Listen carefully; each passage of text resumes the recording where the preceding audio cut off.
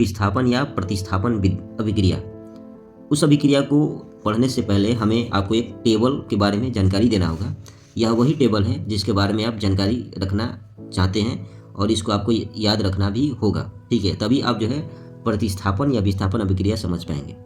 देखिए यहाँ पर मैं क्रम से potassium, sodium, calcium, magnesium, aluminium, zinc यानी कि जस्ता, आयरन यानी कि लोहा, सीसा यानी कि इसको बोलते हैं हम लेड, हाइड्रोजन, कॉपर यानी कि तांबा, मरकरी यानी कि पारा, चांदी है ना, उसके बाद सोना और प्लेटिनम। ये कुछ ऐसे धातु हैं जो कि इनके बारे में बताया गया है कि जो सबसे टॉप पर है यह सबसे अधिक अभिक्रियाशील है। यानी कि समझाने का अर्थ यही है कि अगर बात करें कि अभिक्रिया सबसे ज़्यादा कौन तेज करता है, तो सबसे ज़्यादा पोटेशियम सबसे ज़्यादा अभिक्रिया करता है, उसके बाद सोडियम।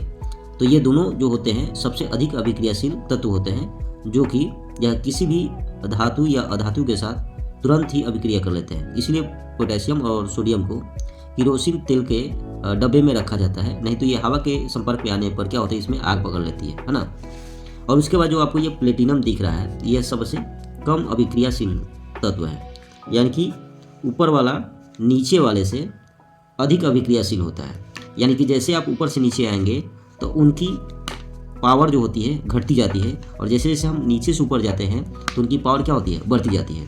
यानी कि ऐसे बोले तो इसको हम ऐसे एरो लगा सकते हैं, ठीक है, ऐसे एरो लगा सकते हैं, ठीक है। ये देखिए भैया, पोटेशियम सोडियम से अधिक अभिक्रियाशील होता है, वैसे ही सोडियम जो होता है कैल्शियम से अधिक अभिक्रियाशील होता है, वैसे ही मैग्नीशियम से कैल्शियम ज़्यादा अभिक्रियाशील है, मैग्नीशियम एल्युमिनियम से ज़्यादा अभिक्रियाशील है, जिंक जो है जिंक से एल्युमिनियम ज़्यादा अभिक्रियाशील है, आयरन से जिंक ज़्यादा अभिक्रियाशील है। यानी कि ऊपर वाले तत्व अपने नीचे वाले से ज़्यादा अभिक्रियाशील होता है। तो जब हम विस्थापन की अभिक्रिया पढ़ेंगे तो उसमें ये आपको टेबल याद रखना होगा, क्योंकि एक अधिक अभिक्रियाशील वाले तत्व ही उसके अन्य यौगिक में से कम अभिक्रियाशील वाले तत्व को विस्थापित कर पाते हैं। जैसे कि मैं आपको बता दूं, जैसे मान लेते हैं कि एक सोडियम है ना, समझाने के तौर पर मैं बताऊँ, सोडियम ले लिया और मैंने ले लिया कॉपर सल्फेट, ठीक है। मैं अभी आपको समझा रहा हूँ, तो मैं बोलूँगा कि बताइए इसमें कौन ज़्यादा अभिक्रियाशील है। तो आप बोलेंगे सर अगर यहाँ पर सोडियम देखते हैं तो सोडियम तो सबसे ऊपर आ रहा है, और कॉपर देखिए, कॉपर कहाँ पर है, यहाँ पर है।